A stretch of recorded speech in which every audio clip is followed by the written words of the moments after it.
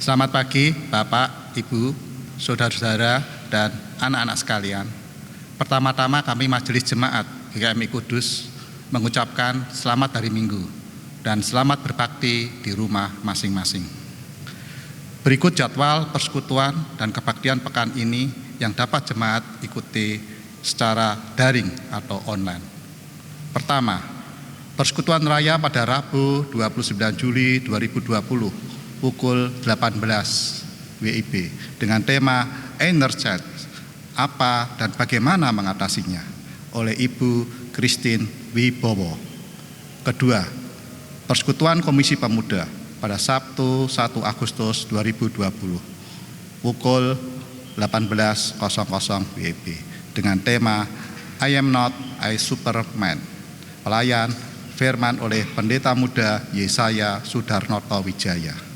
Ketiga, kebaktian umum pada Minggu 2 Agustus 2020 pukul 09.00 dengan tema Tuhan membuatku pincang, pelayan firman oleh Pendeta Erik Sudarma. Kedua, pelayanan sosial. Pertama, program B3 Berbagi Beban Bersama. Program ini bertujuan menggalang dan menyalurkan bantuan santunan uang tunai bagi anggota jemaat GKMI Kudus dan jemaat cabang yang terdampak COVID-19 dengan kriteria tertentu untuk meringankan beban hidup, mempertahankan standar kehidupan yang layak, dan menolong membangun perekonomian keluarga selanjutnya. Penyaluran bantuan untuk bulan Juni 2020 telah dilaksanakan. Program ini akan berlangsung sampai bulan Agustus 2020. Bagi anggota jemaat yang membutuhkan dan memenuhi kriteria program B3 masih dapat mengikutinya dengan mendaftar melalui pengurus lingkungan cabang masing-masing. Kedua, paket berkat sembako. Pengadaan dan pembagian paket berkat sembako bagi warga jemaat GKMI Kudus dan jemaat cabang yang membutuhkan telah dilaksanakan pada tanggal 16 Juli 2020. Kiranya jemaat menjadi periksa dan mohon dukungan serta jemaat Tuhan memberkati. Demikian warta yang kami sampaikan. Untuk selengkapnya dapat jemaat simak dalam warta tercetak maupun yang dikirim melalui email. Selamat beribadah dan Tuhan memberkati. Beribadahlah kepada Tuhan dan muliakanlah namanya dengan segenap hati dan sepenuh jiwa. Mari kita bangkit berdiri dan menaikkan pujian Tuhan Allah hadir. Dia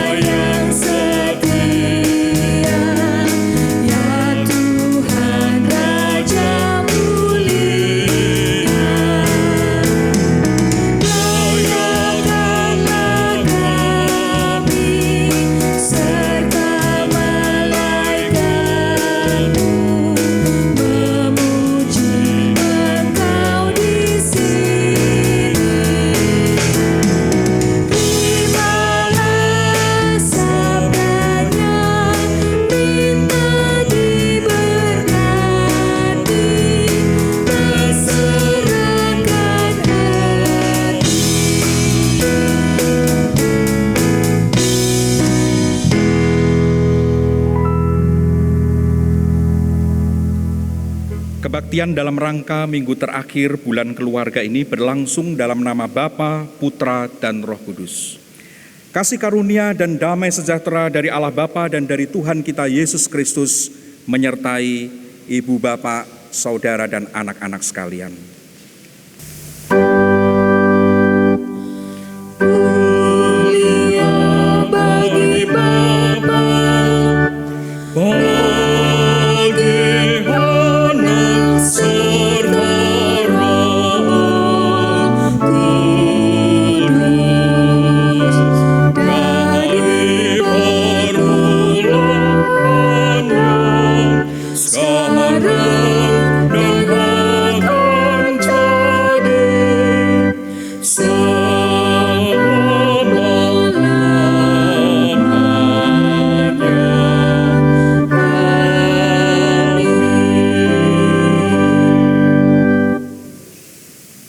Haleluya, berbahagialah orang yang takut akan Tuhan, yang sangat suka kepada segala perintahnya.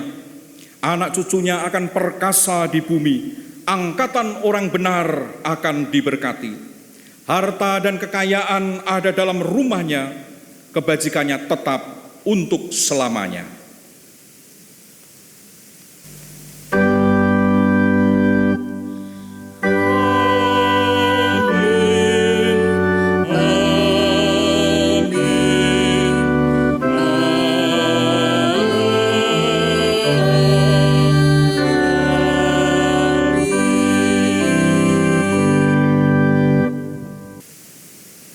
Silakan duduk. Selamat hari Minggu, Bapak, Ibu, Saudara, dan anak-anak sekalian. Hari ini kita memasuki minggu terakhir bulan keluarga tahun 2020. Pada hari ini kita merenungkan tema harta yang paling berharga. Harta yang paling berharga adalah keluarga. Istana yang paling indah adalah keluarga. Puisi yang paling bermakna adalah keluarga. Mutiara tiada tara adalah keluarga. Tema ini mengajak kita menyadari dan mengejar harta yang paling berharga yang Tuhan sediakan bagi kita sebagai umat-Nya. Nah, tetapi apakah itu? Apakah sesungguhnya harta yang paling berharga adalah keluarga? Seperti lagu tadi. Mengapa ada yang begitu mengutamakan keluarganya sehingga melupakan yang lain dan sebaliknya? Ada yang mengutamakan yang lain sehingga melupakan keluarganya. Nah, kita akan belajar bersama nanti. Yang kedua, Ibu, Bapak, Saudara, dan anak-anak yang dikasihi Tuhan, sekali lagi kami ingin menegaskan bahwa di tengah kenyataan banyak orang di sekitar kita mengabaikan protokol kesehatan. Sebagai orang yang percaya dan warga negara yang baik, selayaknya kita tidak ikut lengah, melainkan tetap dan bahkan lebih waspada di masa pandemi ini. Marilah kita ikuti protokol VDJ, ventilasi. Dengan cara apa? Menghindari dan jangan berlama-lama berada di ruangan yang tertutup atau ber-AC. D, durasi. Batasi lamanya interaksi atau percakapan dan selalu pakai masker dengan benar. Dan yang terakhir J, jarak. Jaga jarak satu sama lain dan hindarilah kerumunan. Jangan lupa cuci tangan sebelum dan sesudah menyentuh sesuatu. Cukup berolahraga, cukup istirahat, dan makan makanan yang bergizi. Lindungilah khususnya kaum lansia dan anak-anak. Ibu, Bapak, dan saudara-saudara serta anak-anak yang terkasih, hari ini kita bersuka cita oleh karena ada saudara-saudara kita yang akan bergabung bersama di dalam persekutuan kita. Oleh karena itu, sebelum kita melanjutkan ibadah kita, marilah kita menyambut kedatangan anggota baru persekutuan kita ini dengan penuh sukacita, dan kita akan menyerahkan mereka kepada Tuhan, Sang Kepala Gereja. Untuk itu saya mengundang Pak Charles dan Ibu Marta untuk boleh tampil di depan bersama dengan kami.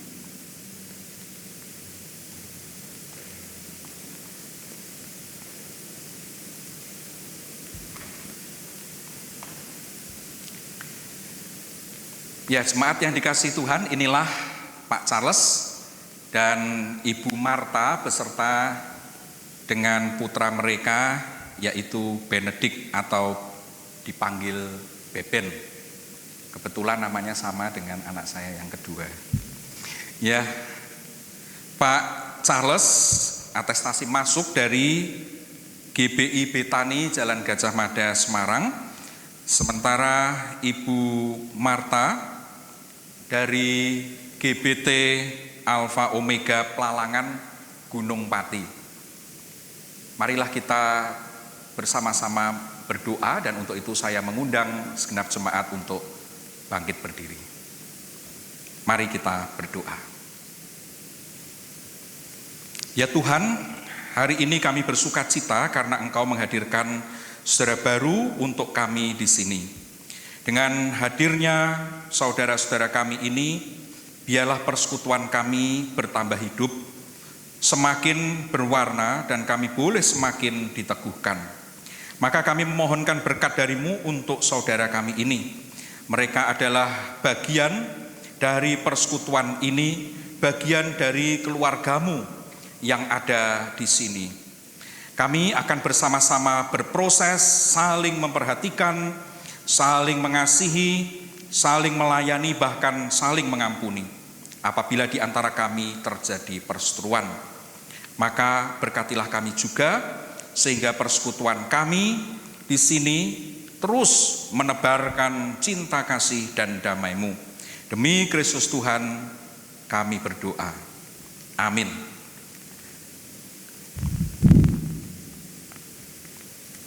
Ya, selamat datang Pak Charles dan Ibu, juga Benedict. Ya. Selanjutnya Penatua Hengki akan memberikan tanda keanggotaan yang baru bagi Bapak dan Ibu.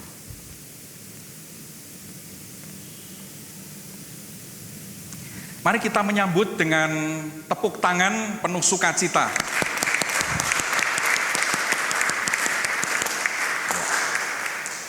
Puji Tuhan. Baik, selanjutnya kami mempersilakan Bapak sekeluarga boleh kembali ke tempat. Dan jemaat yang dikasihi Tuhan, marilah kita memberikan salam damai seorang dengan yang lain sembari kita mengumandangkan kidung Ku Cinta Keluarga Tuhan.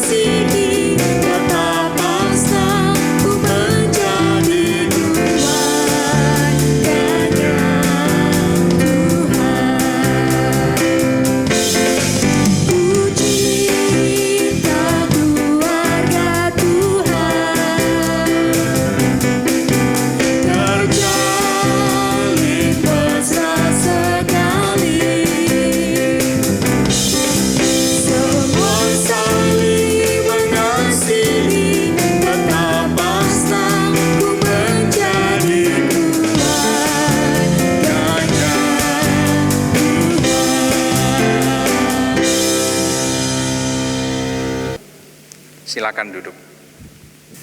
Marilah kita bermazmur bagi Tuhan menurut Mazmur 119 ayat 129 sampai dengan 136.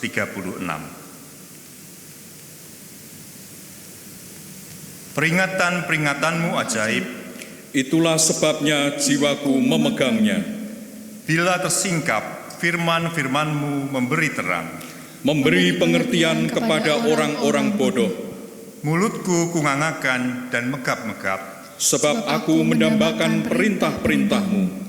Berpalinglah kepadaku dan kasihanilah aku, Sebagaimana sepatutnya terhadap orang-orang yang mencintai namamu.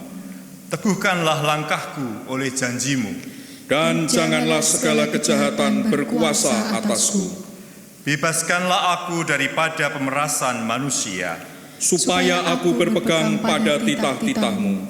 Sinarilah hambamu dengan wajahmu, Dan ajarkanlah ketetapan-ketetapan-mu kepadaku. air mataku berlinang seperti aliran air. Karena orang tidak berpegang pada Taurat-mu. Mari kita muliakan Tuhan dengan menaikkan kidung pengagungan betapa muliamu.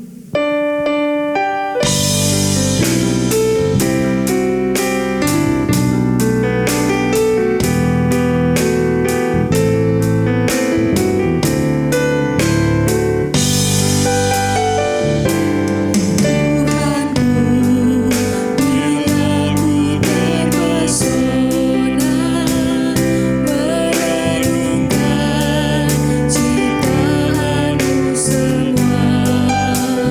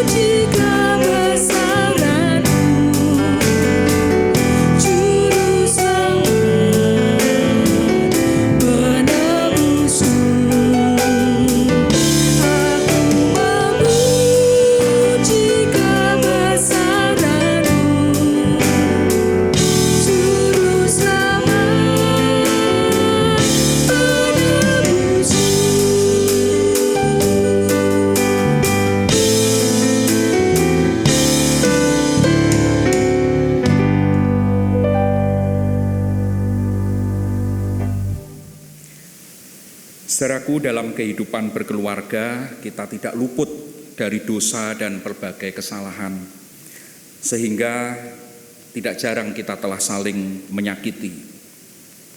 Karena itu marilah kita saat ini mengakuinya di hadapan Tuhan, serta memohon anugerah pengampunannya bagi kita. Mari kita berdoa.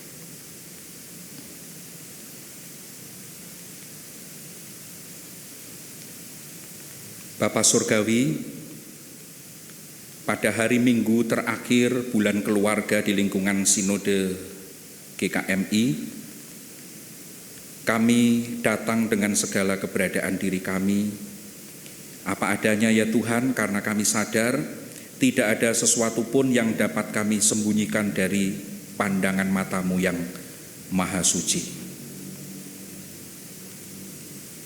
Kami lemah dan terbatas. Ketika kami menjalankan peran-peran kehidupan yang Tuhan tentukan bagi kami, khususnya dalam kehidupan kami berkeluarga. Kami sebagai suami, kami sadar banyak kesalahan kami, banyak kekurangan kami terhadap istri kami. Ada kalanya kami kurang peduli, kurang memperhatikan, kurang mengasihi mereka. Sebaliknya mungkin telah menyakiti mereka baik dengan tutur kata, sikap, bahkan tindakan kami. Ampunilah kami ya Tuhan. Mungkin kami sebagai istri telah berlaku tidak hormat terhadap suami kami. Kami tidak menghargai mereka. Pada kalanya kami bersikap tidak patut kepada mereka. Tuhan, ampunilah kegagalan kami sebagai istri. Demikian pula kami sebagai orang tua. Tidak jarang kami telah berlaku kurang mengasihi anak-anak kami, kurang memperhatikan mereka, kurang menyayangi mereka, malah sebaliknya mungkin telah menyakiti hati mereka, membuat tawar hati mereka. Tuhan, ampunilah kami. Kami sebagai anak, mungkin kami telah banyak bersikap tidak hormat kepada orang tua kami, menyakiti hati mereka, mempermalukan mereka. Tuhan, ampunilah kami. Demikian kami sebagai saudara, sebagai kakak atau sebagai adik, kami berlaku kurang patut terhadap kakak atau adik kami. Tuhan, ampunilah kami. Demikian pun dalam konteks keluarga rohani, dalam kehidupan kami bergereja. Tuhan, kami sadar ada banyak kekurangan dan kelemahan kami, bahkan kegagalan kami untuk mengasihi saudara-saudara kami. Bahkan mungkin kami telah menyakiti, melukai hati mereka, baik itu dengan tutur kata kami, sikap maupun perbuatan kami. Bahkan mungkin kami membenci mereka. Tuhan, kasihanilah kami dan ampunilah kami. Dan kami memohon dengan kasih-Mu yang tiada batas itu, pulihkanlah relasi-relasi kami yang rusak. Kami rindu untuk menjadi keluarga-keluarga yang memperkenan hati Tuhan, yang berkenan di hadapan Tuhan, dengan berkomitmen setia hidup melaksanakan firman-Mu. Dengarlah seru doa kami, demi Kristus Tuhan kami mohon. Amin. Mari kita berdiri untuk menerima berita perdamaian yang diambil dari Roma pasal 6, ayat 22 sampai 23. Tetapi sekarang setelah kamu dimerdekakan dari dosa dan setelah kamu menjadi hamba Allah, kamu beroleh buah yang membawa kamu kepada pengudusan dan sebagai kesudahannya ialah hidup yang kekal. Sebab upah dosa ialah maut, tetapi karunia Allah ialah hidup yang kekal dalam Kristus Yesus Tuhan kita. Untuk menyambut firman Tuhan, mari kita siapkan hati kita dengan menaikkan pujian berkati rumah ini.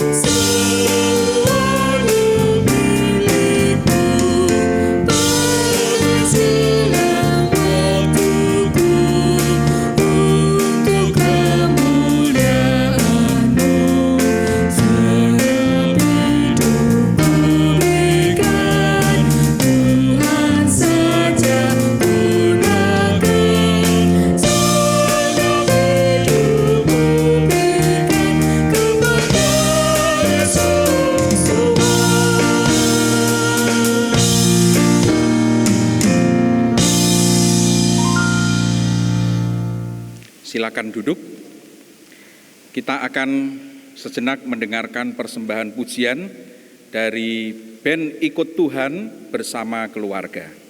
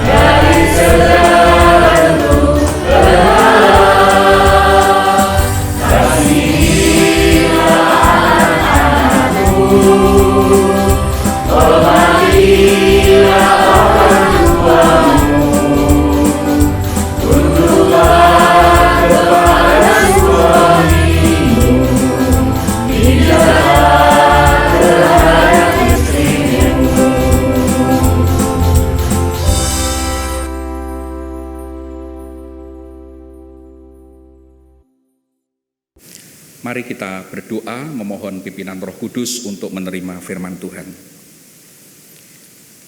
Bapa, kami lemah dan terbatas. Kami memerlukan Tuhan setiap waktu, setiap saat dalam hidup kami. Kami memerlukan tuntunan dari firman-Mu, karena firman-Mu lah yang berkuasa untuk menuntun kami di dalam jalan-Mu, supaya kami didapati sebagai orang-orang yang hidup berkenan kepadamu. Roh Kudus, tolonglah kami supaya kami mengerti, dan lebih daripada itu supaya kami taat melakukannya di dalam hidup kami.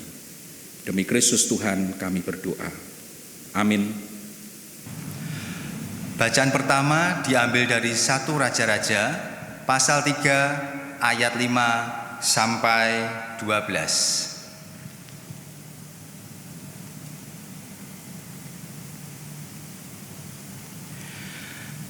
Di Gibeon itu Tuhan menampakkan diri kepada Salomo dalam mimpi pada waktu malam.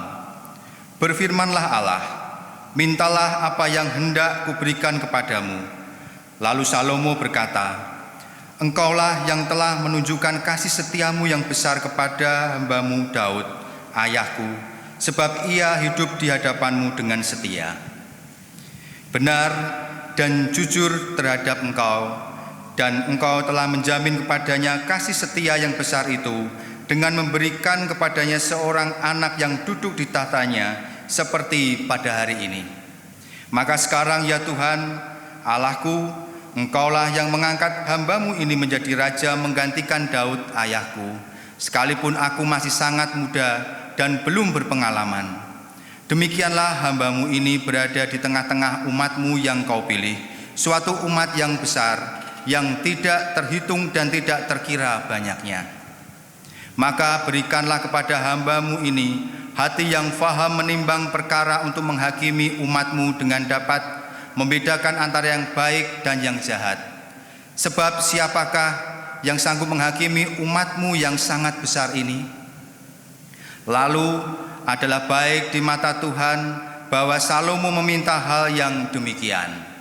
Jadi berfirmanlah Allah kepadanya, oleh karena engkau telah meminta hal yang demikian dan tidak meminta umur panjang atau kekayaan atau nyawa musuhmu, melainkan pengertian untuk memutuskan hukum, maka sesungguhnya aku melakukan sesuai dengan permintaanmu itu, sesungguhnya aku memberikan kepadamu hati yang penuh hikmat dan pengertian, sehingga sebelum engkau tidak ada seorang pun seperti engkau, dan sesudah engkau tak akan bangkit seorang pun seperti engkau. Demikianlah firman Tuhan.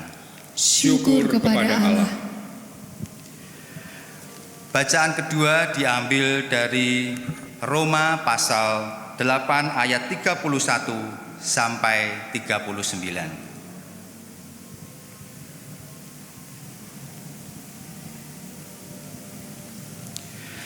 Sebab itu apakah yang akan kita katakan tentang semuanya itu? Jika Allah di pihak kita, siapakah yang akan melawan kita? Ia yang tidak menyayangkan anaknya sendiri, tetapi yang menyerahkannya bagi kita semua, bagaimanakah mungkin ia tidak mengaruniakan segala sesuatu kepada kita bersama-sama dengan Dia? Siapakah yang akan menggugat orang-orang pilihan Allah? Allah yang membenarkan mereka. Siapakah yang akan menghukum mereka? Kristus Yesus yang telah mati, bahkan lebih lagi yang telah bangkit, yang juga duduk di sebelah kanan Allah, yang malah menjadi pembela bagi kita. Siapakah yang akan memisahkan kita dari kasih Kristus? Penindasan atau kesesakan atau penganiayaan atau kelaparan atau ketelanjangan atau bahaya atau pedang? Seperti ada tertulis, oleh karena engkau kami ada dalam bahaya maut sepanjang hari. Kami telah dianggap sebagai domba-domba sembelihan. Tetapi dalam semuanya itu kita lebih daripada orang-orang yang menang oleh Dia yang telah mengasihi kita.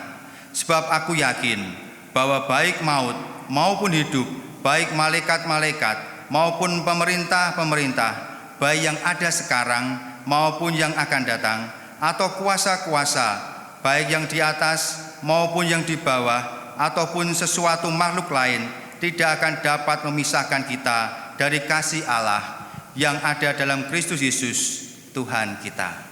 Demikianlah firman Tuhan. Syukur kepada Allah. Inilah Injil Tuhan Yesus Kristus menurut Matius pasal 13 ayat 44 sampai 52.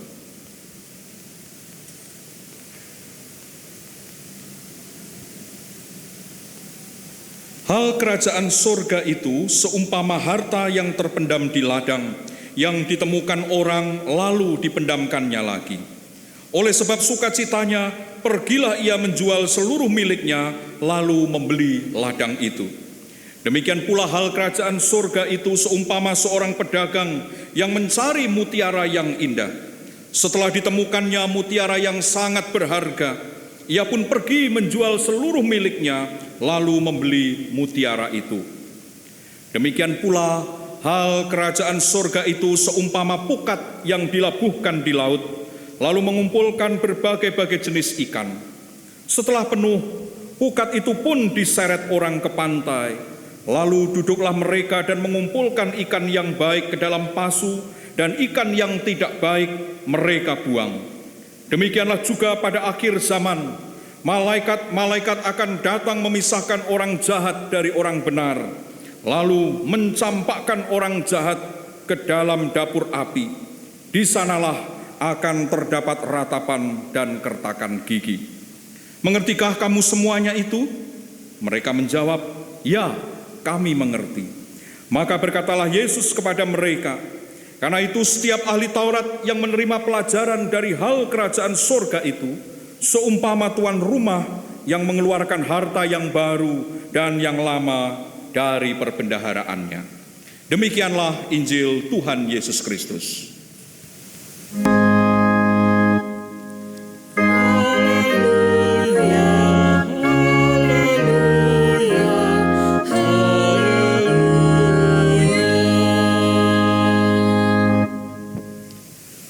Silakan duduk.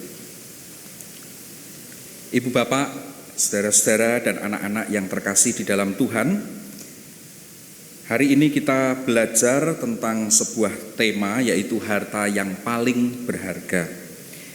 Tadi di bagian awal Dalam Salam Gembala saya sempat menyanyikan penggalan lagu Harta yang Paling Berharga. Di sana dikatakan harta yang paling berharga adalah keluarga. Tetapi apakah benar bahwa keluarga merupakan harta kita yang paling berharga di dalam hidup ini? Dalam konteks tertentu tidak salah tentu saja. Ketika diperbandingkan dengan hal-hal yang lain.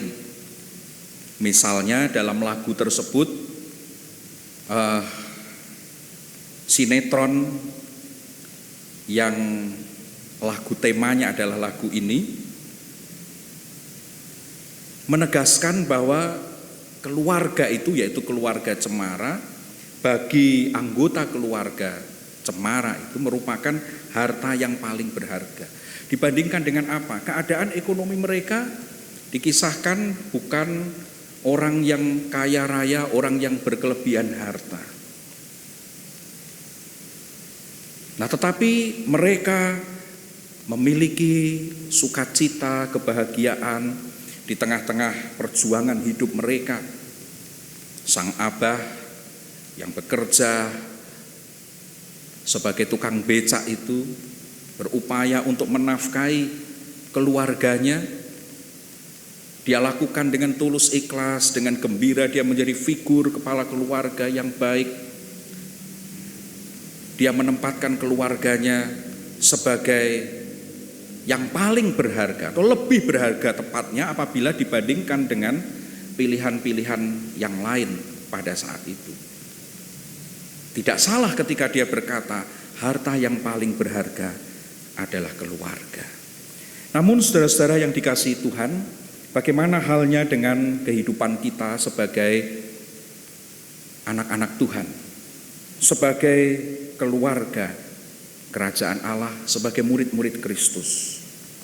Saudara-saudara, di dalam bacaan utama kita 1 Raja-Raja pasal 3 ayat 5-12 terdapat kisah yang sedemikian terkenal saya kira tentang Raja Salomo, seorang raja yang pada waktu itu menggantikan ayahnya yang baru saja meninggal dunia, usianya masih muda belia. Dan dia berkesempatan untuk menikmati kasih karunia Tuhan. Sebuah perjumpaan di mana Tuhan menampakkan diri kepadanya dan kemudian Tuhan mengatakan, mintalah apa yang hendak kuberikan kepadamu. Salomo bisa meminta apapun juga. Ada banyak pilihan di depan matanya. Dia bebas untuk memilih dan Tuhan mengatakan akan kuberikan kepadamu. Salomo tentu saja berpikir. Nah, di dalam konteks kehidupannya pada waktu itu, dia melihat bahwa yang paling penting, yang paling berharga baginya sebagai seorang raja yang memerintah bangsa yang cukup besar dan di dalam usia yang masih sangat muda saat itu. Kekayaan dia punya, warisan dari ayahnya. Kejayaan, kemenangan atas musuh-musuh negerinya telah banyak diperoleh dari ayahnya. Dia memilih hikmat. Dia memilih pengertian akan hukum untuk dapat menghakimi bangsa Israel. Hikmat atau pengertian akan hukum untuk mengadili bangsa itu menjadi hal yang paling berharga baginya pada saat itu. Di dalam konteks hidupnya sebagai seorang raja yang masih muda belia. Sebuah pilihan yang baik, tidak keliru. Tetapi saudara-saudara, sesungguhnya ada hal yang lebih besar yang dapat disebut sebagai harta yang paling berharga di dalam kehidupan Salomo. Dan sayangnya itu tidak terus-menerus dipegangnya dengan teguh. Apakah itu, saudara-saudara? Kita memperhatikan di dalam kisah ini bagaimana Tuhan pencipta langit dan bumi Allah atas bangsa Israel itu, bersedia untuk menampakkan diri kepadanya, berelasi dengan Dia. Sesungguhnya Tuhan inilah,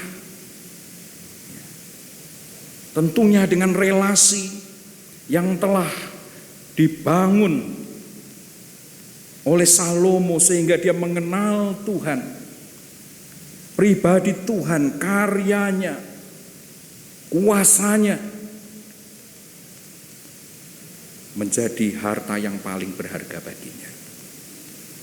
Dan Salomo memulai itu semua dengan baik, saudara-saudara. Kalau kita memperhatikan, dicatat di dalam ayat yang ketiga, Salomo menunjukkan kasihnya kepada Tuhan dengan hidup menurut ketetapan-ketetapan Daud ayahnya.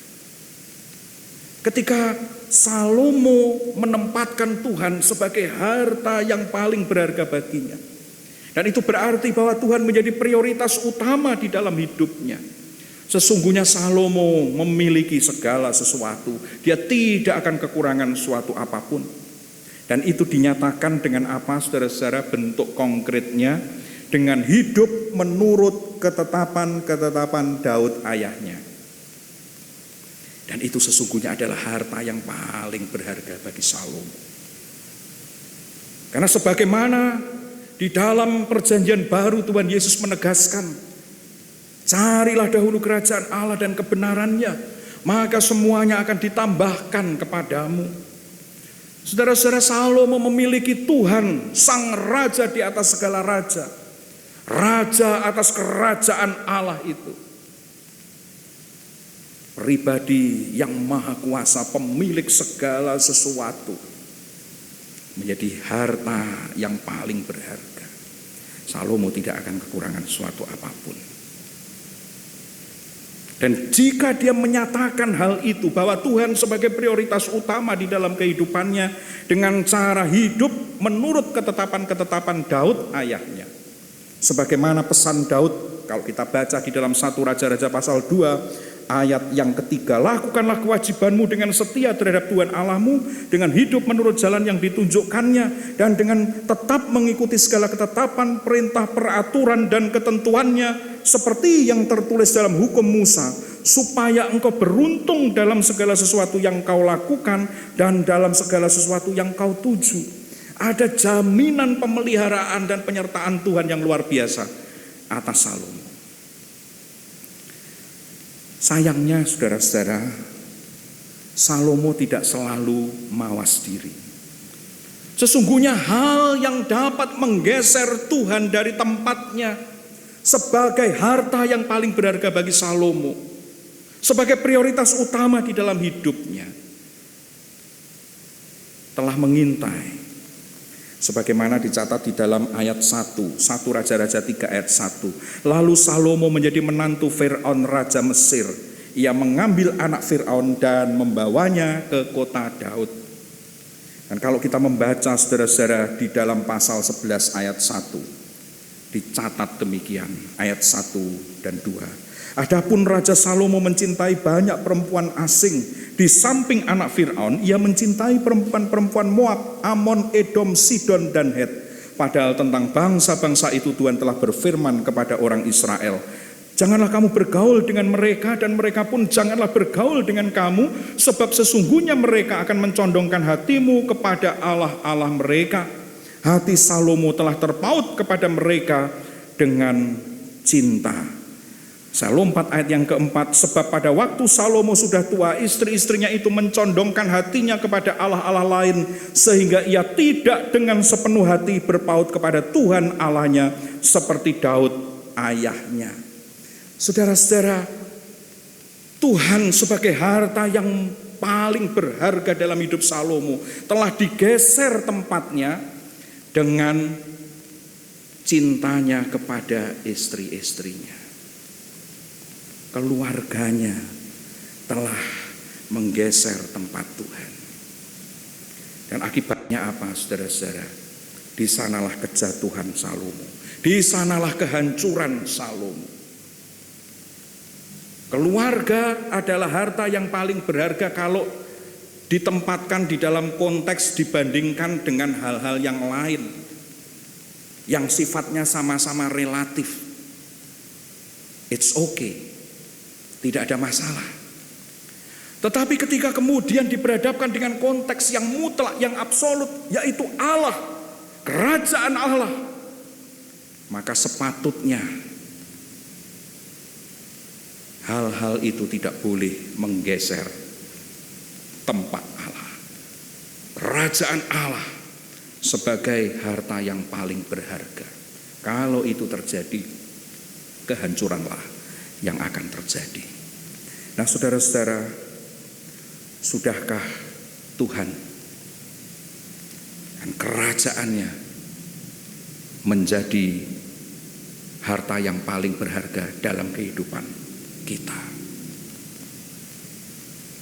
Saudara-saudara yang dikasihi oleh Tuhan, ketika kita berada di dalam relasi yang benar dengan Tuhan, yaitu tatkala kita menempatkan Tuhan itu sebagai harta yang paling berharga, sebagai prioritas utama hidup kita, jaminan itu begitu luar biasa. Kan pemeliharaan Tuhan di dalam kehidupan kita, bahkan sifatnya bukan hanya di sini sekarang ini, melainkan bersifat kekal.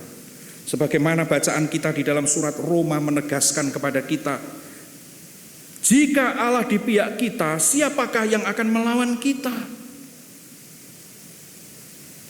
Allah, Raja di atas segala raja, penguasa atas segala sesuatu itu berada di pihak kita, menjadi harta yang paling berharga bagi kita, prioritas utama di dalam hidup kita. Siapa yang akan melawan kita? Dikatakan bahwa yang namanya penindasan, kesesakan, penganiayaan, kelaparan, ketelanjangan, bahaya, pedang, dan kemudian dikatakan kuasa-kuasa baik yang di atas maupun yang di bawah, segala sesuatu makhluk yang lain, bahkan baik hidup maupun maut, malaikat-malaikat, pemerintah-pemerintah, dikatakan tidak ada yang dapat memisahkan kita dari kasih Allah di dalam Kristus. Saudara-saudara yang dikasihi oleh Tuhan, sekali lagi pertanyaan yang patut untuk kita renungkan.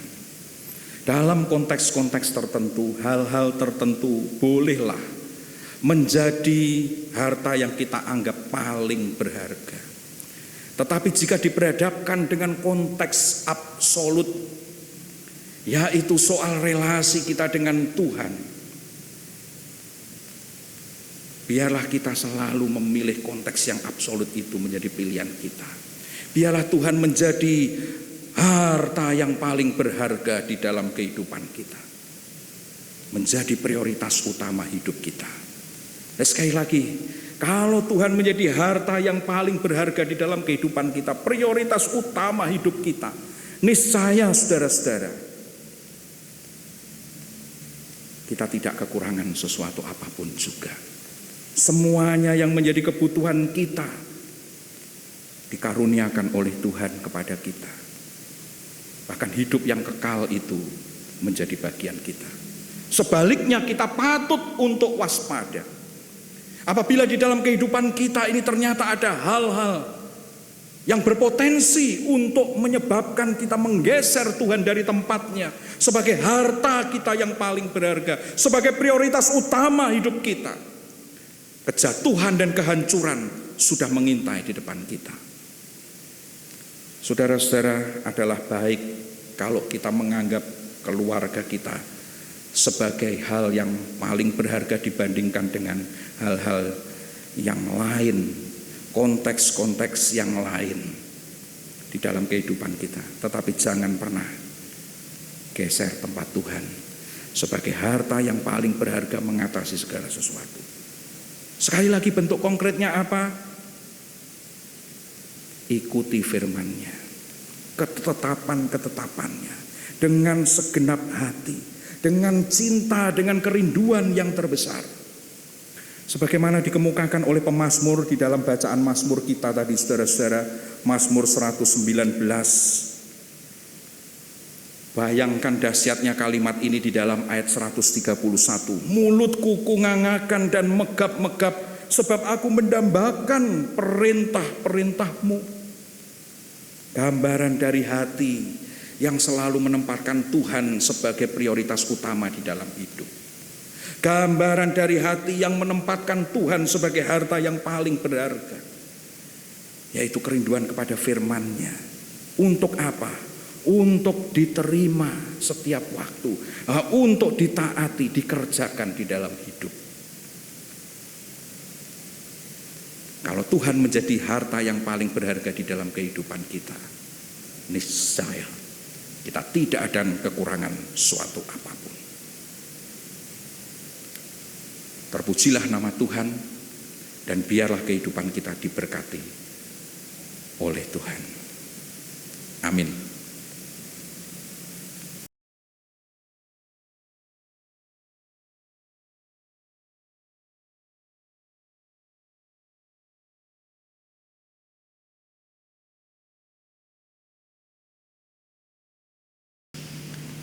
Mari kita bangkit berdiri.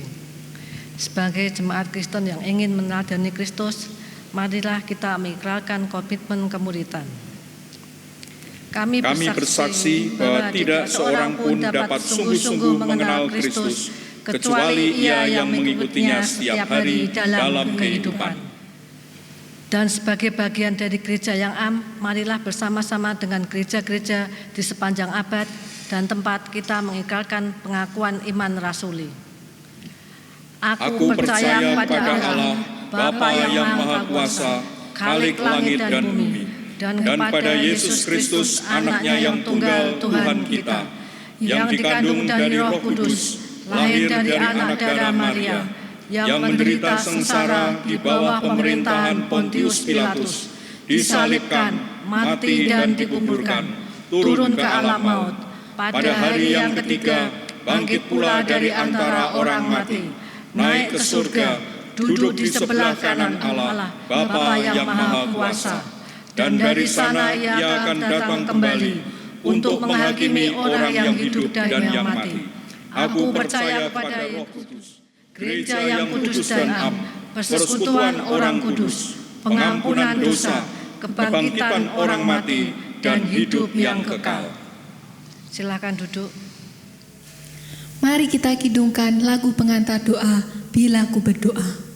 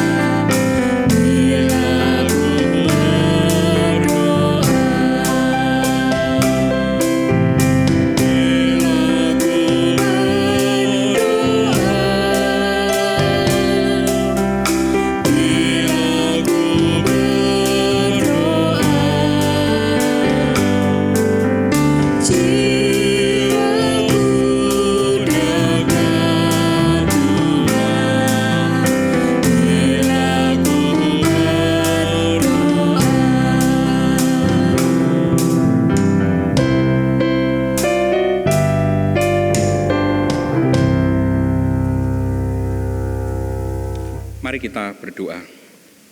Bapa di dalam surga, kami bersyukur atas tuntunan firman-Mu yang menolong kami untuk menemukan atau menyadari kembali apa sesungguhnya harta yang paling berharga di dalam kehidupan kami.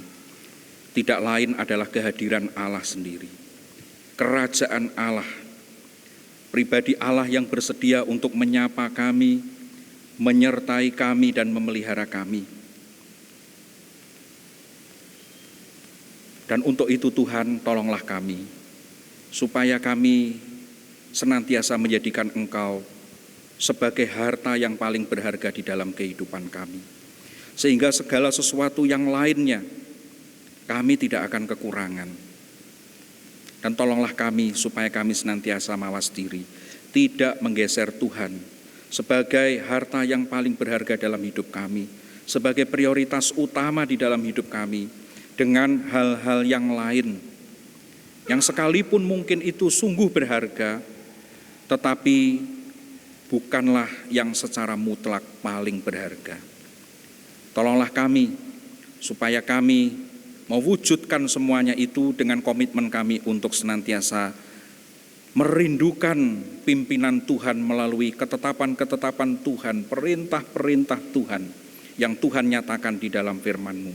Biarlah hati kami senantiasa mencintai dan merindukan firman-Mu, dan hati kami bertekad untuk menaatinya. Meteraikanlah sabda-Mu di hati kami, dan mampukanlah kami untuk menghidupinya. Bapa Surgawi, kami juga hendak menaikkan beberapa pokok doa syafaat kami. Yang pertama, sekali lagi kami mengingat untuk pergumulan bangsa dan negara kami Indonesia, khususnya dengan masalah yang begitu besar dan berimbas kepada berbagai masalah lain di dalam bidang-bidang kehidupan kami, yaitu masalah pandemi akibat serangan coronavirus 19 ini ya Tuhan.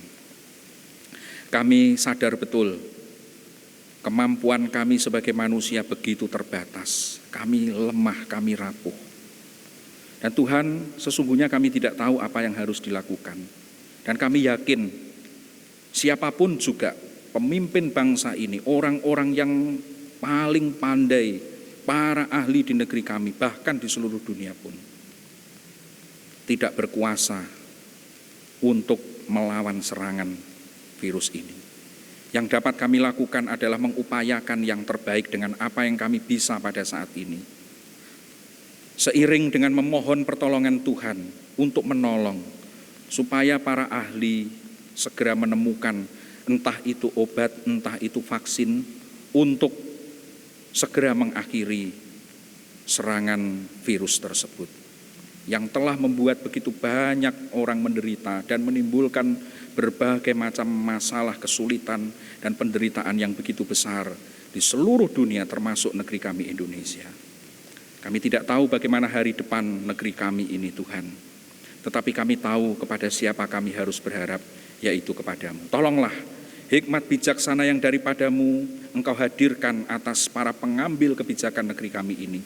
Demikian untuk aparat yang bekerja, berjuang mengatasi segala sesuatu persoalan yang ada.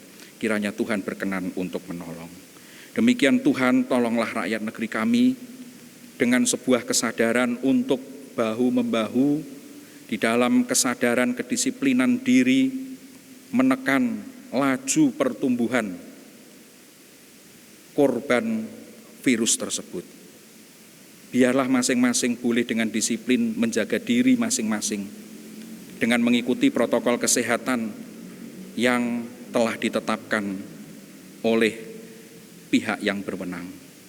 Demikian kami memohon belas kasihan Tuhan atas Provinsi Jawa Tengah, di mana angka penderita atau yang terpapar virus tersebut masih sangat tinggi, bahkan saat-saat ini bertambah demikian rupa. Demikian pun dengan keadaan Kabupaten Kudus. Tolonglah ya Tuhan, supaya tempat di mana kami tinggal ini dihindarkan dari segala mara bahaya, Tolonglah supaya keadaan segera menjadi baik dan orang kembali dapat beraktivitas secara normal untuk bekerja, mencari nafkah maupun aktivitas yang lain. Anak-anak boleh bersekolah dengan baik lagi, maupun juga aktivitas-aktivitas lain termasuk umat-Mu yang rindu untuk beribadah di gereja. Kasih karunia-Mu limpahkanlah. Demikian juga kami mau berdoa untuk saudara-saudara kami yang sedang bergumul dengan sakit penyakit di dalam waktu-waktu ini, dan bahkan ada banyak di antara mereka yang sakit sudah lama sekali.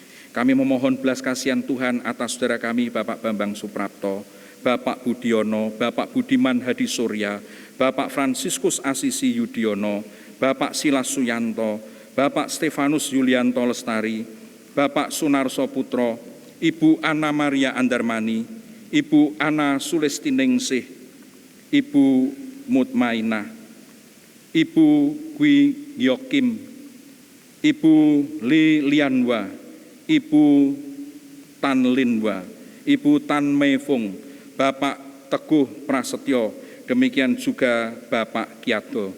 Tuhan, kasih karunia-Mu kiranya hadir atas mereka, mengaruniakan kekuatan penghiburan, bahkan kami memohonkan kesembuhan bagi mereka. Terlebih kuatkanlah iman dan pengharapan mereka di dalam Kristus. Demikian segala seluruh doa kami ini kami panjatkan kehadirat-Mu di dalam nama Tuhan kami Yesus Kristus yang sudah mengajar kami berdoa. Bapa kami yang di surga, dikuduskanlah nama-Mu, datanglah kerajaan-Mu, jadilah kehendak-Mu di bumi seperti di surga.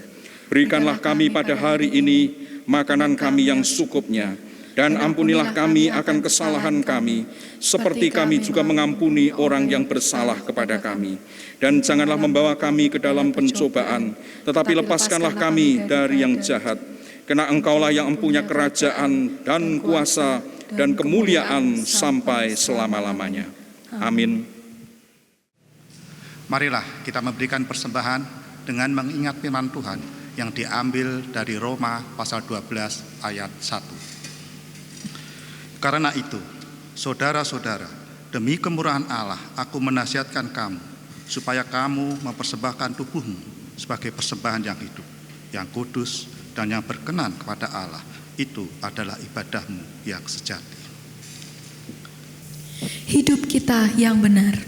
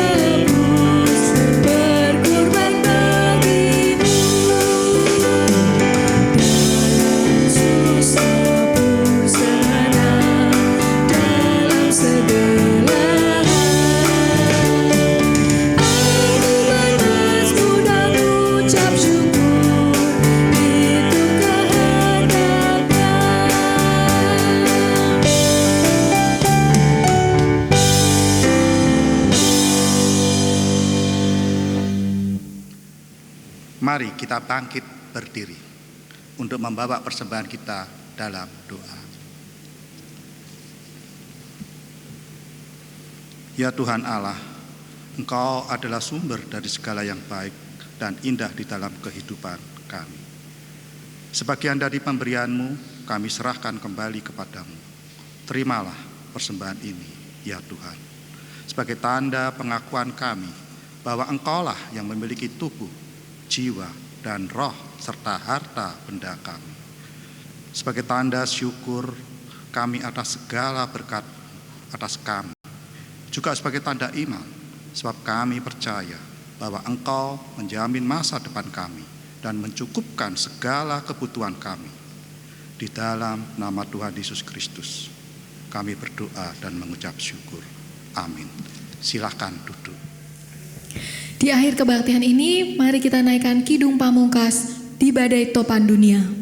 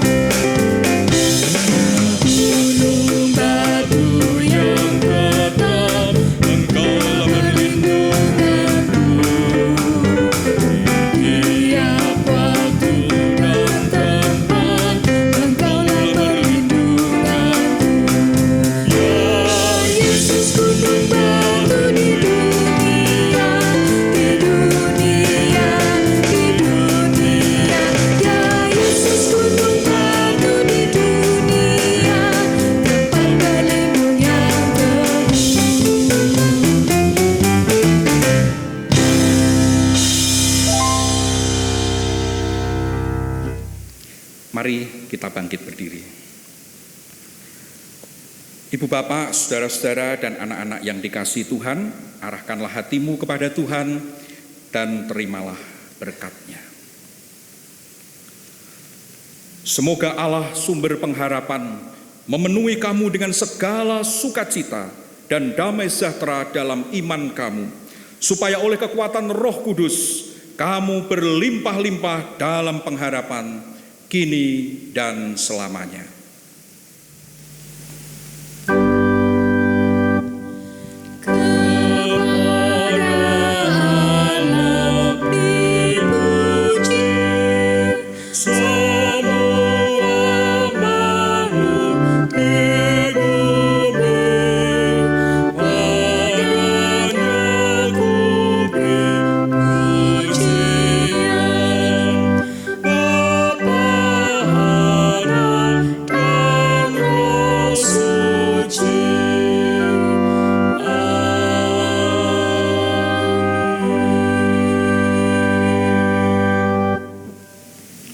Silakan duduk dan mengambil waktu teduh sejenak.